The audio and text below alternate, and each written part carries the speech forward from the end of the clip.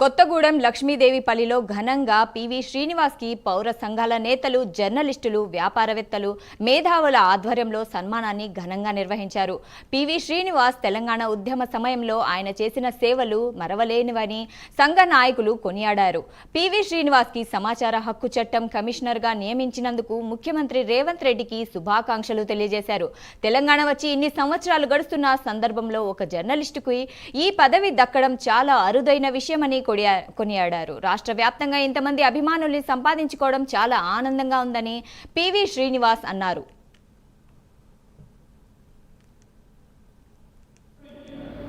పనిచేసుకుంటూ పోతే మన కష్టం ఉంచుకోదు. కష్టం తన మూల్యాన్ని చెల్లించుకొని మనకి ఏదో రూపంలో సహాయం చేస్తుంది. పదవి రూపంలోనా, ప్రమోషన్ రూపంలోనా, ఆర్థికంగానా, రాజకీయంగానే చేస్తుంది. కానీ కష్టపడకుండా షార్ట్ రూట్లో మనం ప్రయాణం చేసి పదవి రావాలన్నా, లేదు ఇంకేదైనా ప్రమోషన్ రావాలన్నా ఫైర్ వీల్తోనో, షార్ట్ రూట్లోనో, ఎవరితో జోకు రాజకీయాలు ఎక్కువైపోయినాయి ఈ మధ్యకాలం. జోకు రాజకీయాలతో చాలా నష్టం జరుగుతుంది. అంటే మీ క్రెడిబిలిటీ, మీ కెరీర్ దెబ్బతింటుంది.